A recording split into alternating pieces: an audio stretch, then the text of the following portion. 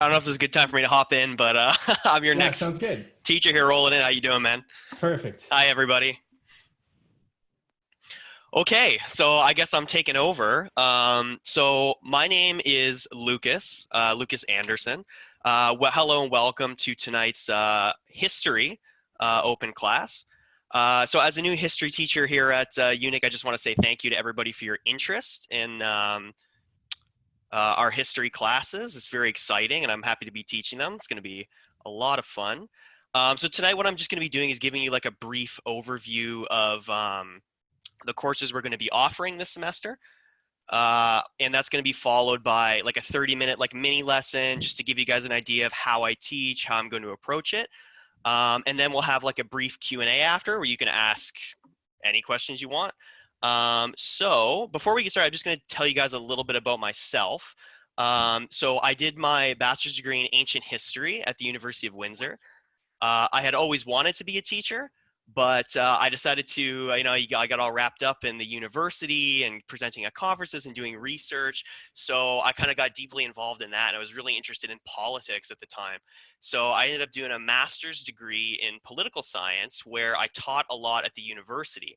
I was a TA for about 4 years, and I taught courses in Canadian politics, Canadian history, American politics, American history, things like that. I started doing a PhD, but after a little while doing that, I realized that that was mostly about doing research, and what I wanted to do was teaching, and I wasn't doing enough. So I decided to come back to my hometown, and I'm just starting teachers college. And this opportunity came up, and it's a good chance to teach. Hello? It was a good chance to teach history, and so what we'll be offering with Unic is four different classes, right? We're going to have a Canadian history course for grades 6 to 8. The Canadian history course runs parallel to basically the Ontario curriculum for Canadian history, right? So students will begin taking history class in grade 7, like formally separated from social studies, right? It'll be its own subject. And then they'll be taking it in grade 8 as well, and then again in grade 10. Now, let me tell you guys a story. I love history, right? But I know not everybody loves history. Lots of people don't like history. Mostly, I think, because of the experiences they had taking history when they were in school, right? We all know the same story. You come into class, they say, open your book to page 7, chapter 5, and you just read and you read and you read and you read about all these people from a really long time ago. People are throwing all these different years at you and you don't know what's going on, and the class is really boring. And then people stop liking it. Even I struggled when I was doing it, and I really, really like history, right? So my whole goal with these courses is to present history in like a really interesting and engaging way, right? Something that's visual, something that really helps you guys understand what was going on back then, why it happened, and how it affects things today, right? Yep. So the first course is for grades 6 to 8, right? So that's going to cover their curriculum, everything in Canada from 1715 to 1850. The other course in Canadian history is going to go from it's listed as grade 9 to grade 12, but that course is going to cover mostly the grade 10 compulsory history course that everybody has to do in high school, right? So that's going to be Canada in the 20th century, 1900 to about 2000, right? That's going to cover everything we do in school, World War I, World War II, and Canadian history all the way up until now.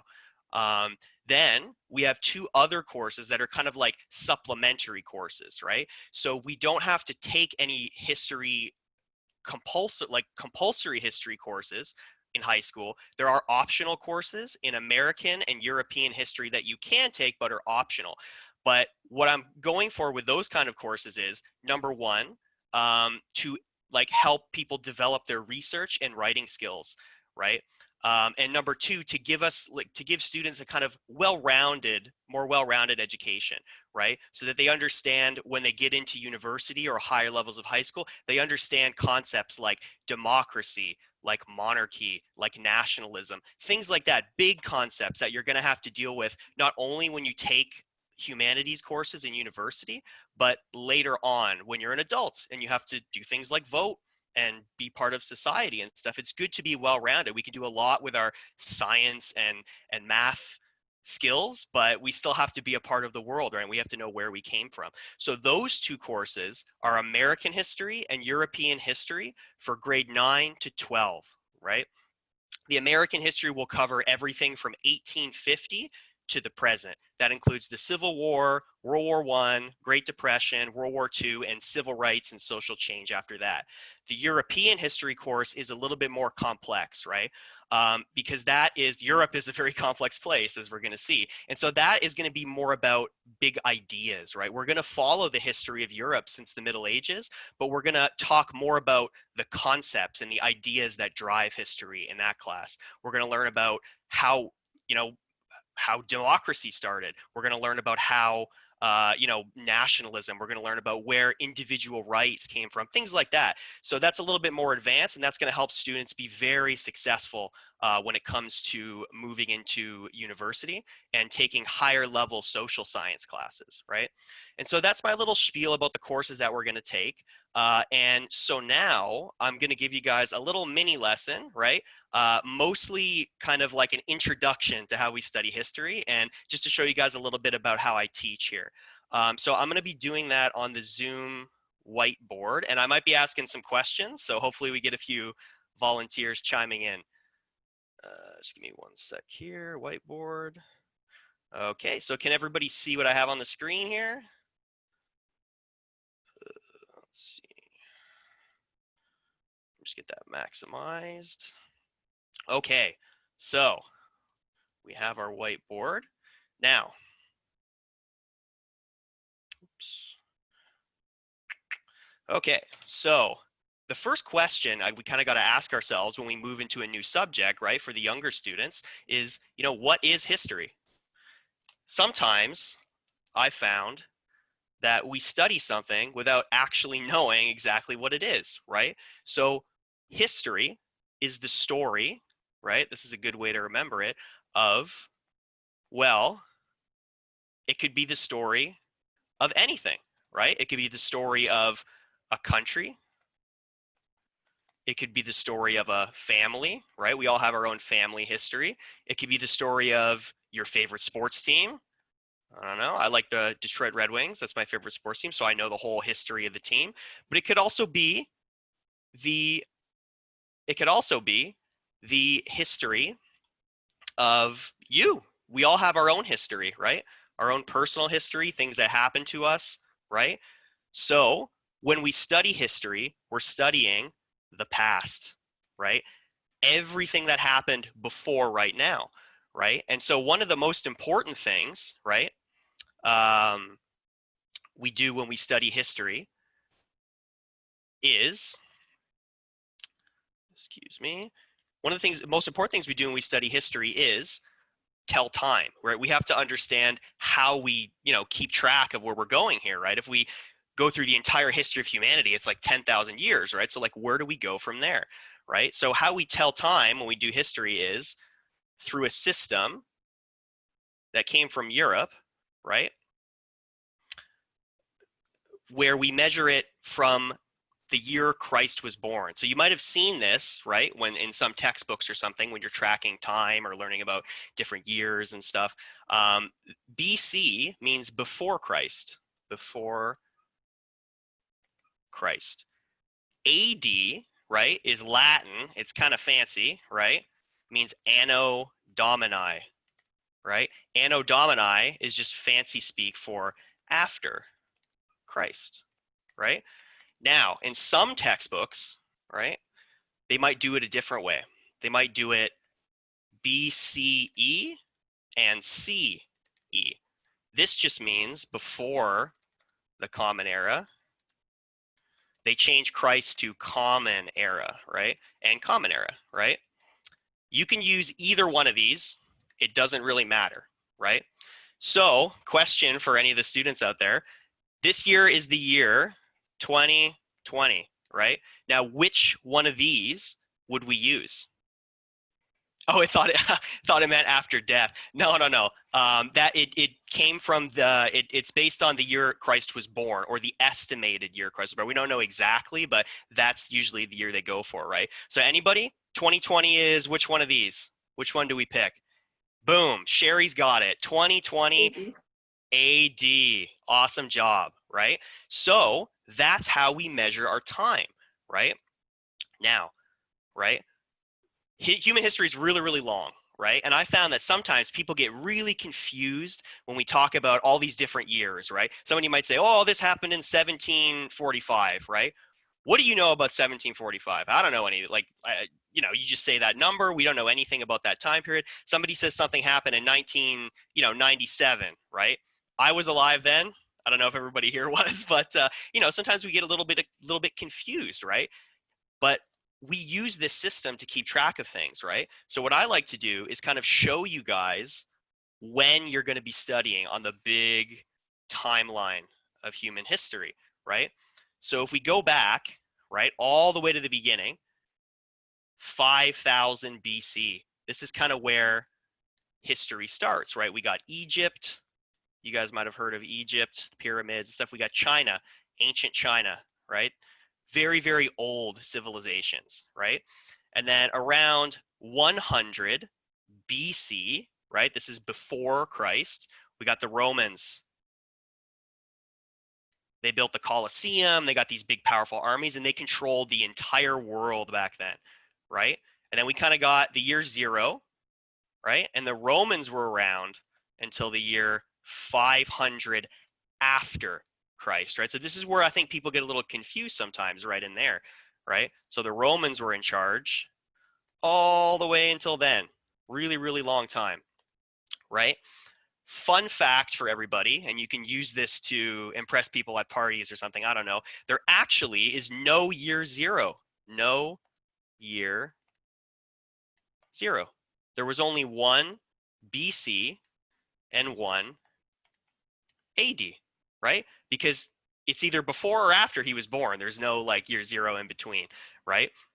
So back on track here, talking a little bit more about the time period we're going to be studying, right? Let me change back to black, right? 1500 AD. There's a period, you might have learned about it when you were, might have learned about it when you guys were in like grade 4 or 5 or something like that, called the Middle Ages. Middle Ages, right? That's jousting, princesses, kings, et cetera, and so we're not going to worry about that for now, but our history kind of starts for our classes here in 1500, right? This is when the Middle Ages, all the fighting, all the castles, all the kings ended, right? So from here we have, the 1600s, the 1700s, the 1800s, and the 1900s. All right. So what we're going to be doing is studying this period, oops, right here, for the grade 6s and the grade 8s, right? Sorry, grade 6s, grade 6, 7, and 8, right? We're going to be studying this time period. That's called the colonial period. The colonial period, right? Our higher level classes, mostly the 9 to 12s, are going to be studying 1900 to 2000, right? We call that kind of like modern history, right? A lot of stuff happened over the last 100 years, right? That so much so that it takes like a whole course to do it, right? And so, yeah, so the grade 6s and 8s will be doing the colonial period. Grade 9s to 12s will be doing this modern historical period right here. And if you decide to take the European course, well, that's going to be a little bit more hardcore. We're going to be going all the way back to like the Middle Ages and going all the way up until about 1800, right? European history, right? So now that we have a kind of an idea of what time period we're going to be studying, I want to tell you guys a little bit about the colonial period, right? So does anybody know why we call the colonial period the colonial period? Anybody?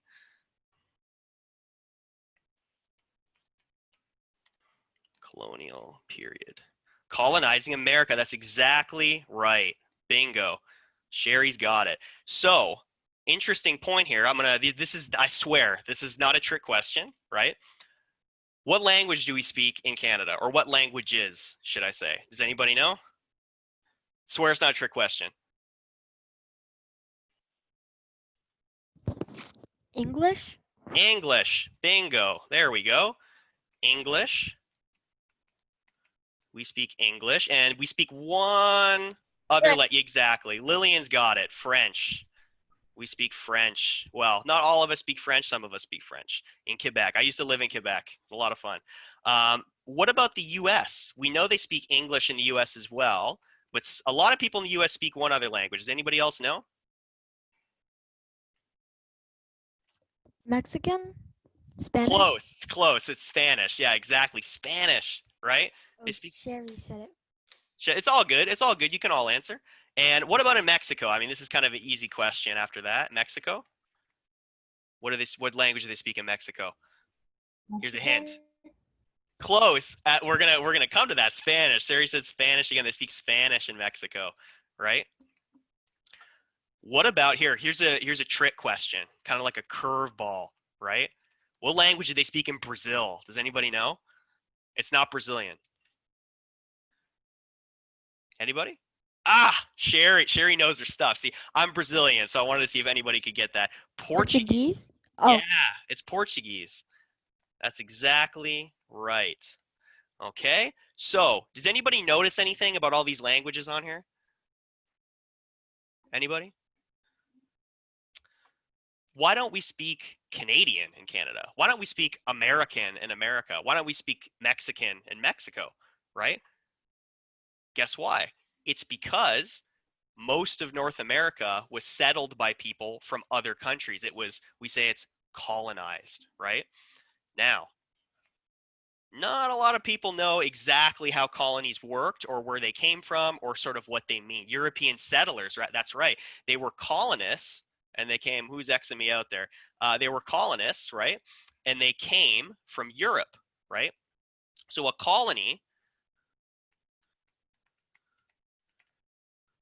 colonies are just settlements away from your home country, right? Settlements. Okay, so I'll draw a very, very crude map here. Please excuse my artistic skills, but how it worked, and this is supposed to be North America, right? That's as close as I can get here. And this is Europe over here, so I'm going to do a real rough version of Europe. I'm just going to move my little camera out of the way here. Real rough version of Europe, and this is England. It's a little island here with Ireland there, right? And this is Europe, EU, right? And I don't know if you guys have ever been to Europe before, right? But the countries in Europe are really, really small, right? Really small. They kind of look like this, right? Whereas we know that Canada is this massive, massive country with so much space, right? If you drive, I say it takes me, I'm from Windsor, so it takes me about 8 hours to drive from Windsor to Ottawa, let's say, right? Or 4 hours to Toronto. In Europe, if you drive for 8 hours, you're on the whole other side of the continent. You go through like 6 countries, right? There's all these tiny little countries, right? And that was the exact same in 1700. There was lots of like little tiny countries in Europe, right? Like Spain. And we're just going to put P-O-R-T for Portugal, right? Like Portuguese. And France. France was one of the big ones, but still. And then UK, right? So that's England, right? Does anybody notice anything about these countries? Like, remember I said they were really, really small? What would be one of the problems you would have if you had a really, really small country? Space, exactly, right? What if you had lots of small countries and the countries, you didn't like the countries that were beside you? What do you guys think would happen then? Wars. Wars. Over land. Exactly. Bingo. Wars over land, right? So the whole history of Europe has been about okay, I like that. I like this guy over here. He's got the right idea. It's all fighting over land, right? Well, all the way back in about, I don't know, around, let's say 1600, suddenly explorers from Europe found North and South America, and they said, whoa, this place is huge. It's massive. It's like mostly empty. Oh my God. We live in these tiny little countries over here. There's tons of space over here. There's all kinds of there's all kinds of interesting new fruits and vegetables and animals and all kinds of things we can do. So they said, okay, well, let's pick up and go settle there, right? And let's make colonies, right? Colonies. So this really hadn't happened that much before in history. There was kind of a big rush to start colonizing around the year 1600, right? And since our course are like, for right now, we're doing a practice lesson for the grade 6 to 8 course. For our course, we're in the 1700s, right? So at that point, lots of colonization had already started taking place over the last 100 years. Lots of different countries were sending ships over, right? There's one from Spain, there's one from Portugal, there's one from France, there's one from England. Everybody was rushing to North America, right? You would set up your little settlement. You say, this is my turf now. I'm going to put a flag down. And, France, let's see France right here. They would make their little settlement and say, oh, hey, wait a sec, this is my turf now, right? And so that's how colonization worked, right? And something crazy happened when we were there, when they were over there too, is they found all these new and interesting things, right? They found coffee. Oops, I don't want that in blue. I want that in black. They found coffee, right? And they found tobacco. They'd never seen that before. They found potatoes. And they said, oh my gosh, these are really, really good, right? They found all kinds of different things, right? Oh, almost forgot chocolate, right? Chocolate. They said, oh my gosh, we found chocolate, right? So people back home in Europe started saying, hey, well, I want this stuff, right? So they started sending ships back and forth, right? And they started trading, right? And so this kind of solidified the colonial period, right? People wanted things like chocolate, right? Chocolate's delicious. And people got a taste for these things. We call them luxuries, right? Luxuries. And then they started this big business of trading back and forth between Europe and North America, right? And so the class we're taking is going to learn all about this process, why colonization happened, right? Why colonization happened, and what the implications were, right? How Europeans settled all these different countries that we live in today, right? So the question is, who did all the colonizing, right? So there's a couple, or I guess I should say a few big dogs back then, right? We call them superpowers, right? Really, really strong countries, right? So right now, we'd say the strong countries are, biggest and strongest countries are the US and China, for example, right? Back then, the strongest countries were, does anybody know who the strong countries were back then? A hint. It was kind of like the languages we were talking about, same countries. Anybody? France. France. France. Exactly. France. Anybody else? England. England. Bingo. We're speaking English right now, aren't we? England. Right? That's exactly right. What about the other two? We kind of talked about them briefly. Spain. Portugal. And Portugal. Exactly. Somebody said Portugal. That's exactly right. Portugal. Right? These were the big dogs. They were in charge of everything. They ruled Europe back then, right? And they were the ones colonizing the Habsburgs. Oh, we got somebody who knows their history over here. So the Habsburgs, that's an interesting point. The Habsburgs, the Habsburgs were, they were a monarchy that controlled kind of like Central Europe, parts of Germany, parts of Czech Republic, all kinds of things back then, right? But they weren't really as involved in the colonization of North America, right? Which is the most important part of this course, right? Because we're studying North America, we want to be more focused on the countries that decided to colonize North America. And that's why the focus is on these four right here. In 1715, these four were the four strongest powers in the Atlantic region, right? China is a whole different story because they were on the other side of the world. There was some contact between powers from Europe, but the situation was a lot different over there. Somebody mentioned the Netherlands, Rock, I see over there. The Netherlands did colonize some parts of North America, but they were pushed out by bigger powers like England and France. I believe they fought a war with England at some point, and they had to give a colony over to them. It was called New Amsterdam, and they renamed it New York, and that became New York City, right? So the Ottomans, interestingly, Timothy here brought up the Ottomans. They're from Turkey, right? They actually didn't colonize North America at all. And I'm not exactly sure why. I did see a video on YouTube talking about that. Suriname for New York. Yeah, it might have been a try. I think because they did fight a war, and there was a treaty after that war, right? So usually back in the 1700s, when two European countries, like let's say England and the Netherlands, they would fight, and then after the war was over, they'd say, "Oh, you won. Okay, let's trade a bunch of stuff in a treaty. What do I get?" And so I think they might have traded one colony for another colony to get New York, right? Because England had lots of colonies there at the time. Anyway, so for the purposes of like studying North America, right? North America. These were the four most important powers, right? Spain and Portugal, they had colonized most of South America and parts of North America, right? But by the time 1715 rolls around, they got all kinds of problems, right? Lots of Portugal was destroyed in an earthquake, right? Destroyed, totally wiped out Lisbon. They were having a bad time.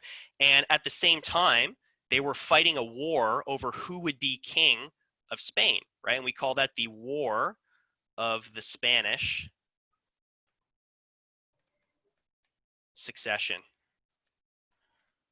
right? This was a brutal, kind of like nasty war, and it really knocked Portugal and Spain out of the running, right, for colonizing North America, for being a part of all the global politics that was going on at the time, right? And so because of that, I believe that was in about 1715 or 1707 to 1715 or something like that. Why does France always lose? Well, you're going to find out if you take my history course. I'll tell you that right now. Yeah, exactly. Eric,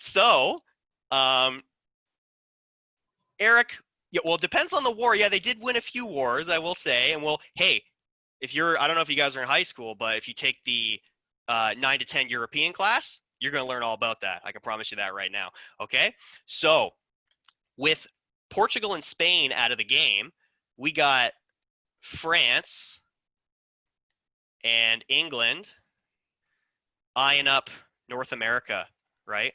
North America is mostly empty, right? It's colonized by both of them in part, not the whole thing, right? But they're both eyeing North America thinking, hey, this is my ticket to being the top dog, right? They want to rule all of Europe. They want to make the most money. They want to have the most luxuries, the most resources, and the most space, right? So they're both eyeing North America. But there's also one more group involved, and that's the indigenous people, right? There's indigenous people that live in North America, and they are not happy about France and England moving in on their space, right? They're not happy about that. And there's going to be some wars as well there's going to be some wars between all three, right? And the grade 6 to 8 history course is going to be all about that big battle for North America, right? We're going to go through all the major battles. You're going to learn about all the important people, all the political groups involved. And by the end of it, you're going to know all about how Canada was founded, right? And so that is my little sample lesson, right? That's all about kind of like an introduction to the time period, an introduction to sort of what we're going to be talking about for grade 6 to 8 history. So I'll open it to Q&A for now. If anybody has any questions about any of the courses, any questions about how I teach, any questions about anything, feel free to ask away.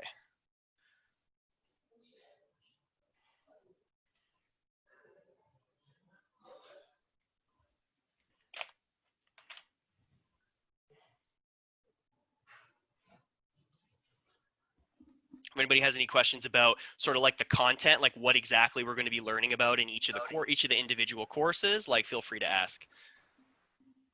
Hello, Lucas. Hi. Yeah, I'm a dad of Okay. Isaac. So we are in US right now, Hmm. but if I sign up on this course, would we also learn some Canadian history, or is it optional? We can choose some world history or American history. Yeah, so there's a few options, right? So Mm-hmm. we have history for grades 6 to 8 Canadian, right? That's mostly tailored to Canadians, but we will learn some American history as part of that. We have a grade 9 to 12 American history class that covers all of American history pretty much from the 1700s onward. That's going to be the American Revolution. That's going to be the Civil War, World War I, Great Depression, World War II. It's going to cover everything, right? Okay. Okay. Is there any world history?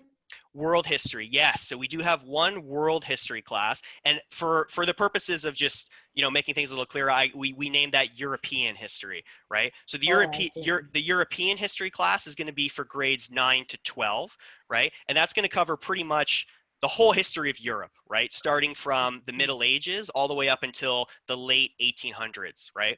And in that world history class, we're going to learn not just like the history of Europe, like the chronological history of Europe year per year. We're going to the students are going to learn a lot about concepts and ideas, right? Things like monarchy, things like the American Revolution, about individual rights, about nationalism, big concepts like that, the ideas that drove history, right? And that's kind of what makes it a bit more worldly. Okay, thank you. No problem. So we Anybody have else? three options. Like we have like Canadian, European, and American history. We have Exactly. three options. Exactly. Yeah. Thanks. Mhm.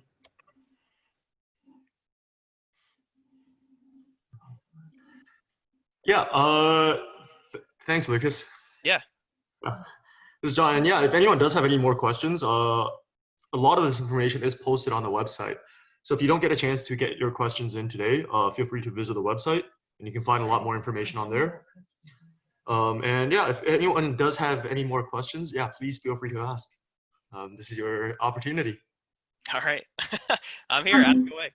Can I just clarify one thing? So in terms of grade, even we've said it's American and the European history is for grade 9 and 12. It's not. I don't think it's limited to grade 9 and 12, right? If someone who is really interested in history from grade 7 and 8, they can also take American and European history. Yeah, absolutely. Yeah. And definitely be willing to work with any student at any age. Can tailor it a little bit more to their level of understanding. We make some changes to the assignments, obviously. Yeah, but it's pretty much open to anybody.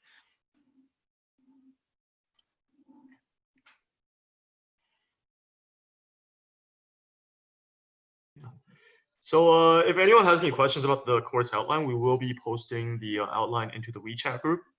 So you'll be able to get another look there.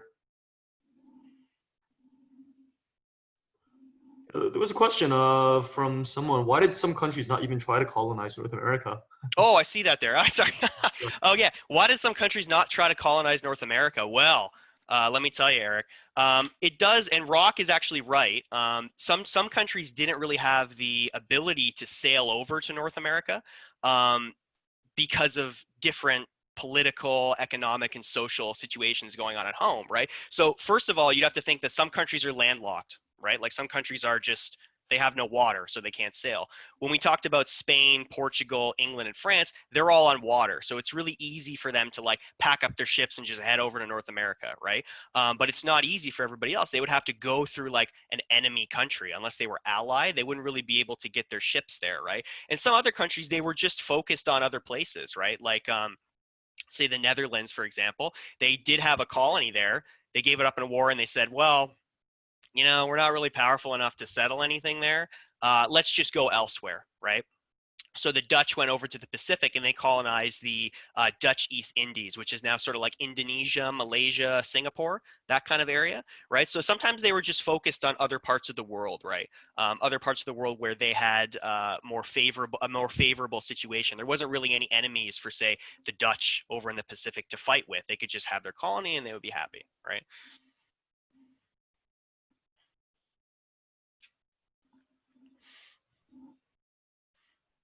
Okay, awesome. So yeah, if there's no other questions, yeah,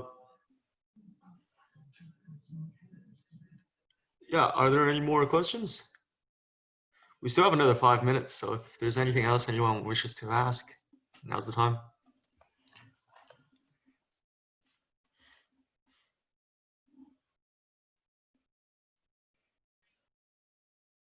Sure. And what I can maybe tell you guys a little bit about just like the, you know, how we're like the skills we're going to be trying to build in these courses, right? So, like one thing I do understand is that history is kind of like a difficult subject for people, right? Sometimes it's like the classes where you take it are kind of boring and not engaging and stuff. So one of the things we want to do is make history interesting and more visual and more engaging, just so that students do better in class, right? But one of the other things we're going to try to do is like build up their practical skills, right? So one interesting thing about history, especially at with the younger age group, right, like sort of like grades 6 to 8, and like maybe 9 and 10 as well, is that they take classes like math and science, but they're so focused on learning like the bare bones, like the foundations of math and science. They never really learn about doing research, right? And when you get to university, no matter what discipline you're in, you're going to have to do research on your subject, right? It's not just about doing, like, especially when you get to the highest levels, right? Like master's, PhD, and stuff like that. It's not just about knowing your subject, it's about being able to go through papers and articles and find the right information to write an essay to express, you know, what you know into a paper. So in our history classes, what we're going to be doing is how to do that, right? We're going to teach kids how to do research, how to go find things, right? How to look at different sources of information and say, this is right and this is wrong, right? This proves my point, this doesn't prove my point, right? And then how to put all that into an essay and express it, right? And that's going to be a really important skill for, I think, students to have as they move on to university. And we're definitely like the younger grades, we're going to be focused on just looking, you know, teaching them how to find things, how to read through articles, how to read through older texts and stuff, and then sort of like interpret that. But with the older grades, we're going to be focused on that and like building essay writing skills too, right? So like writing bibliographies, finding sources, and expressing, you know, what they know about a historical topic in an essay. And I think those skills definitely carry over to not only like the higher secondary level, but the post-secondary level as well.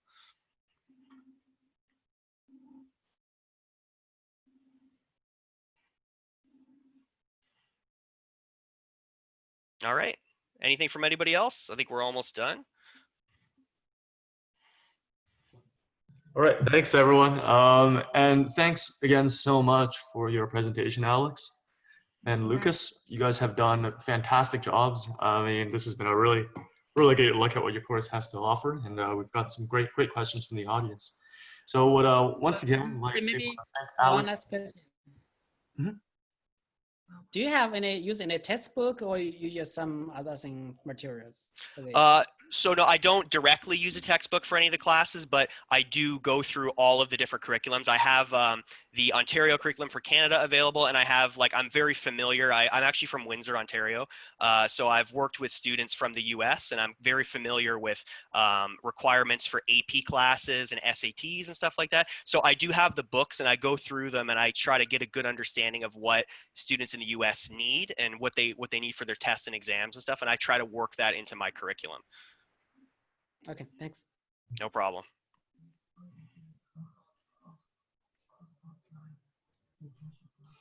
Yeah, so yeah, as mentioned before, there will be a course outline available if you are interested. So you know, please do take a look at that if you're interested in learning a bit more. And yeah, if we could please have a round of applause for Alex and Lucas for their presentations. Thank them again for you know, sharing this time with us. And if anyone is interested in enrolling, the details will be there. All right, thanks again, everyone. Thank you. Thanks, everyone. Thank you.